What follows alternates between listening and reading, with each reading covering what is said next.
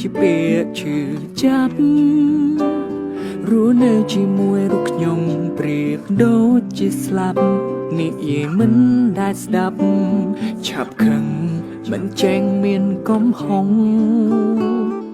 ប្រងមួយណាដែលថាមិនខូចរឿងស្រីសុំតងលួងអូនតិចតួចអូននឹងអភ័យអូនមិនយកទោសបីព្រោះជាប្របីនៃបរងអានតែខ្លួនជាប្រងធ្វើរឿងខុសមិនថ្មីធ្វើឲ្យស្រីម្នាក់ស្ទើររោគចិត្តមានជីវិតឥតន័យរស់នៅដើម្បីគេ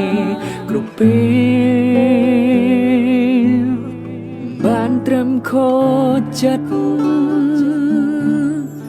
តាំងពីស្គាល់បងអូនធ្វើគ្រប់យ៉ាងស្នាមទឹកភ្នែកស្នាមឡាំឈាមស្រក់ព្រោះតែបងព្រោះតែស្រឡាញ់ចង់បំពេញបំណងដើម្បីរូបបងវ័យក៏អូនហ៊ានធ្វើ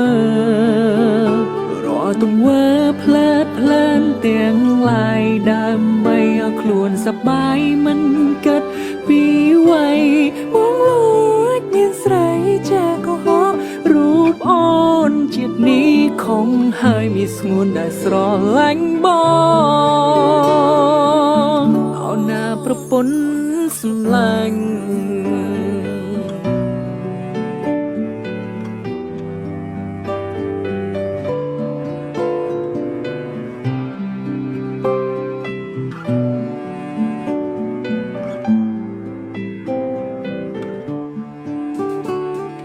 ច្រៀងចំរៀងនេះជូនព្រះនាងកុំសត់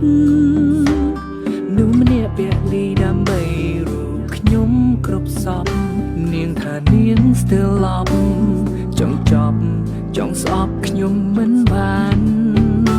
អានតែខ្លួនជាប្រងធ្វើរឿងខុសមិនថ្មីធ្វើឲ្យស្រីម្នាក់ស្ទើររោគចិត្តមានជីវិតតែនៃរស់នៅដើម្បីគេគ្រប់ពេលបានត្រឹមខូចចិត្តតាំងពីស្គាល់បងអូនធ្វើគ្រប់យ៉ាងស្នាមទឹកភ្នែកស្នាមឡាំឈាមស្រក់ព្រោះតែបងព្រោះតែស្រឡាញ់ចង់បំពេញបំណងដើម្បីរូបបងវ័យក៏អូនហ៊ានធ្វើរាល់ទង្វើផ្លែតផ្លែនទាំងឡាយដើម្បីឲ្យខ្លួនសប្បាយមិនគិតពីវ័យ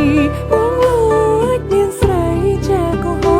រូបអូនជាតិនេះខំហើយមានស្ងួនដែលស្រឡាញ់បងអូនណាប្រពន្ធសម្លេងទៅរឿងកន្លងដែលបងធ្វើមិនអសុំអង្វរវិញបានទេជីវ៉ាពេលនេះតែមកច្បាស់ពីអារម្មណ៍ឯកាពេលគ្មានជីវ៉ាអូននៅក្បែរគ្រប់ពេលដែលយើងជួបគ្នាពងងាវសុខចិត្តចាញ់ព្រោះស្រឡាញ់មិនចង់បាត់បង់បងចង់ហើយពេលនេះមិនធ្វើដោយកាលកន្លងនឹងទេមុំណាកុំខ្លាំងនឹងអូនណាប្រពន្ធសម្លាញ់